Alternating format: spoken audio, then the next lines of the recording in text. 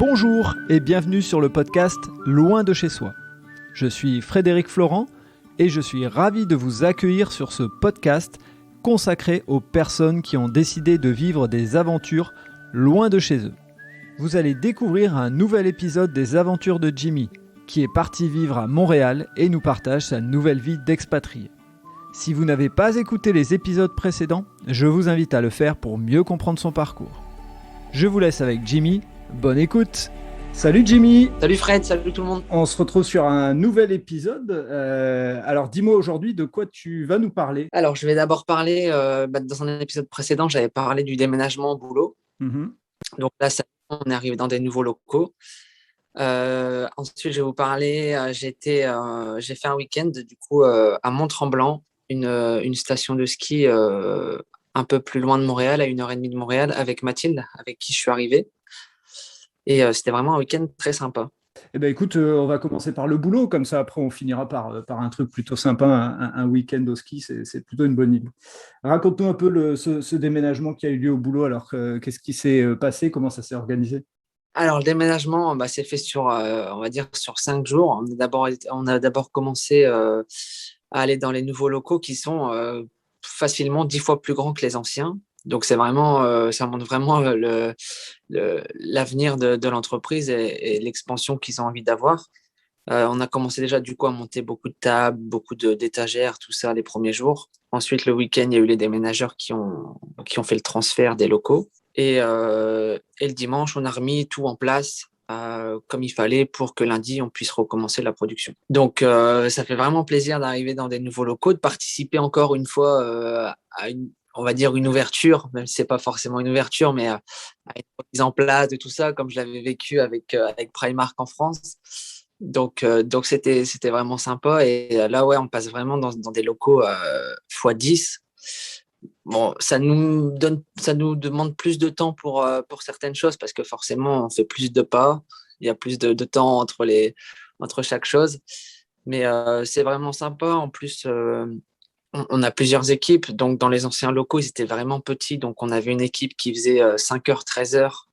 Et moi et mon collègue, on faisait 13h, 21h. Donc, en fait, on ne croisait pas du tout l'équipe du matin parce qu'on ne pouvait pas tenir tous ensemble dans la salle. Sauf que là, on peut tenir facilement dans la salle. Donc les horaires ont changé. Ils font 7h, 15h et nous, on fait 10h, 18h. Donc, ça fait qu'on travaille ensemble.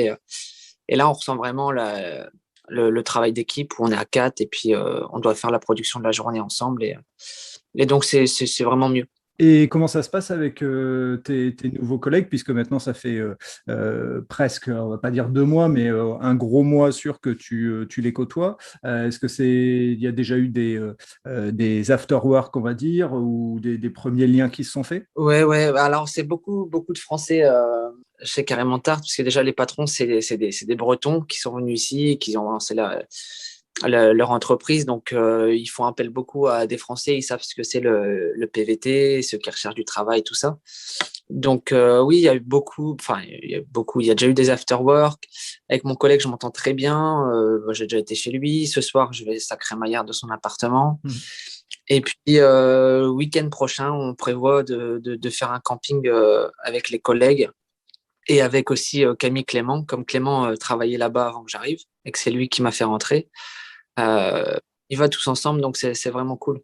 Donc vous faites une sorte de team building improvisé pour resserrer les liens et apprendre à vous connaître. Voilà, non, il y a vraiment une très bonne ambiance. Et puis, là, dans les nouveaux locaux, quand on rentre, on rentre tout de suite sur le côté administratif bureau, qu'avant, les bureaux étaient dans une salle à côté, un petit peu plus loin de la production. Donc, on ne les croisait pas forcément et puis on ne pensait pas forcément aller jusque là-bas pour dire bonjour parce qu'on arrivait souvent pile à l'heure, tout ça. Donc, et là, on rentre et on tombe directement dessus. Donc, on les voit tous les jours et c'est vraiment plus agréable de croiser, de côtoyer tout le monde. D'accord. Et parmi tes collègues, il y a des personnes qui, je suppose, sont là depuis plus longtemps. Est-ce que tu as pu discuter avec eux sur les petites choses à savoir, les expériences à avoir, notamment avec la vie en hiver Tout le monde, quand je demande l'hiver, je dis à tout le monde que je suis pressé d'être en hiver et tout le monde me dit non, je crois que tu n'es pas pressé. Parce que c'est vraiment un truc qu'il faut. qu'il faut aussi faire. Hein. Il y en a une qui est arrivée il y a pas longtemps, enfin qui est arrivée il y a pas longtemps chez Carrément Tarte, mais ça fait 9 ans qui est ici. Et elle me dit l'hiver, on s'y fait pas vraiment en fait, on le subit quoi. Donc on verra. Mais non, j'ai échangé un petit peu avec tout le monde, c'est vraiment cool.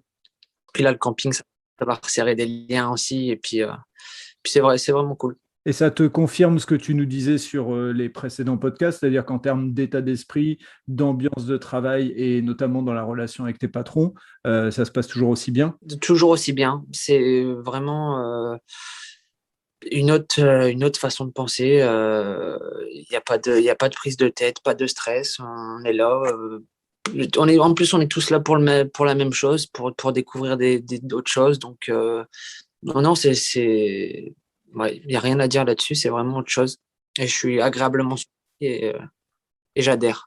Alors, parle-nous de ce week-end, parce que le boulot, c'est bon, on en a assez parlé. Maintenant, on veut parler de loisirs, on veut parler de trucs que tu as découverts. Parle-nous de ce week-end que tu as été faire. Bah, il s'est passé, explique-nous un peu où ça se situe. Est-ce que c'est au nord, à l'ouest de Montréal, pour qu'on capte un petit peu? Et qu'est-ce que vous avez découvert? Alors, Mont-Tremblant, c'est à 1h30, 1h30, 2 heures de Montréal. C'est vers l'ouest. Et c'est très. J'ai l'impression que ça ressemble beaucoup à Courchevel ou Chamonix, tu vois, des grosses stations de ski françaises. Et donc très huppé, des belles voitures partout. C'est... Mais franchement, c'était vraiment agréable. Mathilde m'a fait la surprise, m'a dit viens, on part en week-end, tout ça. J'ai dit ok, allez, let's go, on y va. Donc elle a loué une voiture et puis on est parti du coup avec Naya aussi bien sûr parce que je pouvais pas, je la laisserai pas. Et on a pris elle a pris un petit Airbnb juste à côté de la ville, enfin dans la ville de Mont-Tremblant. Et c'était vraiment la première fois que je visitais l'extérieur de Montréal. Parce que j'avais déjà fait un week-end au chalet avec les amis, mais c'était vraiment, on était resté que au chalet avec toutes les activités qu'on avait là-bas. Donc, on n'était pas forcément sorti beaucoup. Là, c'était vraiment week-end évasion, week-end on découvre du pays et puis voilà quoi. Donc, Mont-Tremblant, vraiment très belle ville. J'ai eu l'impression, quand, dans la petite ville juste en bas des stations, d'être à Disneyland. On a l'impression que, tu vois, toutes les maisons, elles sont colorées un petit peu différentes, vachement beau, et tu as l'impression que c'est des faux décors de parcs d'attractions, mais vraiment joli, agréable. J'espère que tu as fait beaucoup de photos pour pouvoir les partager quand on diffusera le podcast. J'ai fait ce qu'il fallait, ouais. J'ai fait ce qu'il fallait. On est monté avec le téléphérique panoramique jusqu'en haut des pistes. Et là, waouh, c'était de la forêt, des montagnes à perte de vue. C'était vraiment une vue magnifique. Et question qui me vient, il y avait encore de la neige, c'était à quelle hauteur vous étiez? Non, non, je ne saurais pas te dire à quelle hauteur c'était, mais non, non, il n'y avait pas de neige du tout. Je voyais des photos de temps en temps dans les stations, enfin, dans les bâtiments, tout ça, de l'hiver. Et je pense que c'est une destination que je referai dans les 3 saisons. Tu vois, je le ferai en automne pour voir, parce que je pense qu'en automne, avec les couleurs automnales qui sont très présentes au Canada, tu sais, avec le orange, marron, jaune, la feuille, je pense que ça doit être magnifique aussi. Et l'hiver, avec les lacs gelés et tout, encore plus, quoi. Donc ça, je le referai, c'est sûr. Après, petit inconvénient, c'est que ça reste une destination touristique. Donc, même si c'est pas encore ouvert aux touristes pour l'instant, les frontières, il y avait beaucoup de monde. On a remarqué la différence parce on était très tôt le matin pour partir en balade. On était très tôt le matin dans la ville pour aller chercher le petit-déj et puis pour sortir. Il était peut-être 7h30, 8h. Il y avait vraiment personne. Et on est repassé début d'après-midi. On voulait aller faire une descente de luge d'été. Et là, c'était vraiment beaucoup de monde, 3h30 d'attente pour faire les luges. Non, on s'est dit, ouais, c'est vrai que c'est dommage, c'était un peu trop touristique, mais à part ça, c'était vraiment sympa. Oui, puis je pense que les gens, comme on le voit actuellement aussi en France, ils ont besoin de sortir, donc le moindre endroit touristique, il y a du monde, quoi. Et puis après, ça tombait pas très bien non plus parce que c'est les vacances scolaires. Puis ici, Là, les deux dernières semaines de juillet, c'est ce qu'ils appellent les 2 semaines de vacances de la construction. En fait, tous les travailleurs en construction, en bâtiment, tout ça, ils sont tous en vacances en même temps, les 2 dernières de juillet. Donc, c'est là aussi où beaucoup de monde partent en vacances et tout ça. Donc, c'est ça que c'était. Mais non, franchement, c'était vraiment sympa. Et je t'ai jamais posé la question, et on vient de parler de l'hiver, on vient de parler de station. Le ski, tu maîtrises ou? J'en ai fait qu'une fois dans ma vie. C'est- C'était dans les Vosges, donc c'était pas des grosses montagnes, des grosses pistes. J'ai pas pris de cours. Je me suis dit, allez, on y va. On essaye de refaire au visuel de ce qu'on voit. Je m'en suis pas trop mal sorti. Bon, on s'est tapé quelques petites gamelles, mais non, c'était pas mal. Mais je pense que ça va le faire. Ça va le faire. Ici, c'est pas, il y a un peu de tout. Il y a des grosses pistes, il y a des petites pistes, mais faut juste s'y refaire. Donc cet hiver challenge, c'est le ski, patin à glace, tu maîtrises? Bah, patin à glace, ouais, ça va aussi, ça va. En plus, ici, ouais, c'est vraiment, je pense que le patin, bah, Camille et Clément, ils ont acheté des patins, des propres patins à eux. Parce que, en fait, ici, l'hiver, tous les lacs, par exemple, le lac au parc La Fontaine, juste devant chez moi, bah, tout est gelé et le patinage est gratuit sur les lacs l'hiver. Donc, et il y a pas mal de patinoires gratuites dans tout Montréal l'hiver. Donc, c'est bien d'avoir ses propres patins. Donc on fera, je pense même un épisode sur comment s'équiper au Canada quand on est un ch'ti qui vient du Nord, qui a l'habitude du froid, mais pas des températures comme celle-là. C'est ça, je vais devoir commencer à regarder un petit peu pour m'équiper pour cet hiver, pour essayer d'avoir des réductions ou des choses comme ça sur les produits d'hiver, parce que bah, c'est pareil, c'est pas donné.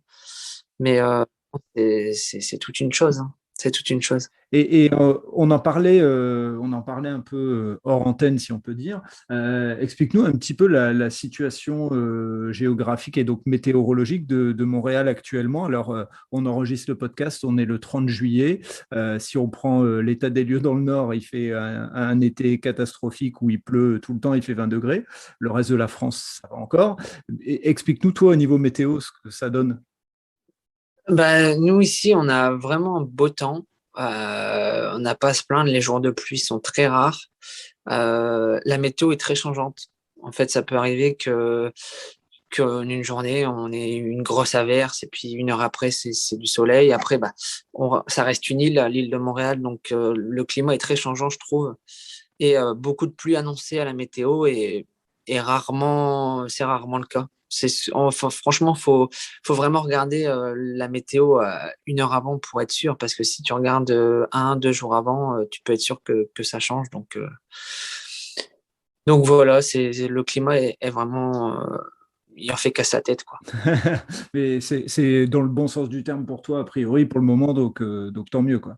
C'est sûr. Après, pour revenir aussi sur ce week-end là à Mont-Tremblant, le dimanche, j'ai fait mon premier parc national, le parc national de Mont-Tremblant. Et c'est vraiment aussi des choses incroyables à faire. On s'est retrouvé en pleine forêt. On mettait des fois des longs moments avant de croiser quelqu'un. Enfin, tu vois, il y a un petit peu l'excitation de dire, mais imagine, il t'arrive quelque chose, tu tombes ou quoi, t'as rien. En plus, la plupart du temps, on n'avait pas de réseau. Mais on montait, et puis on arrivait à des points de vue magnifiques. Et c'était vraiment, ouais, c'est vraiment. Et j'ai un autre constat aussi, que je trouve ça c'est un petit inconvénient que je trouve aussi du Canada, c'est que en dehors des parcs nationaux, pardon, euh, les lacs sont beaucoup des propriétés privées. Tu vois, il y a beaucoup de petites maisons, de petits chalets autour du lac où c'est des propriétés privées. Donc, tu peux pas dire de regarder comme moi je faisais en France quand je partais en vacances, par exemple dans les Vosges ou dans les Ardennes. Tu sais, je regardais sur Maps, je voyais, bah tiens, là, il y a un lac ou un bon endroit et puis je vais y aller, on passe par là et tout. Bah, en fait, ici, c'est beaucoup, tu peux pas faire ça parce que tu vois un lac, tu dis on va y aller et au final, tu peux même pas faire le tour du lac parce que c'est des chalets partout et des propriétés privées, tout ça. Et puis, j'ai trouvé que c'était un petit inconvénient, ça, parce que c'est dommage, vu tous les lacs qu'il y a ici, on peut pas trop en profiter à part ceux qui sont dans les parcs nationaux.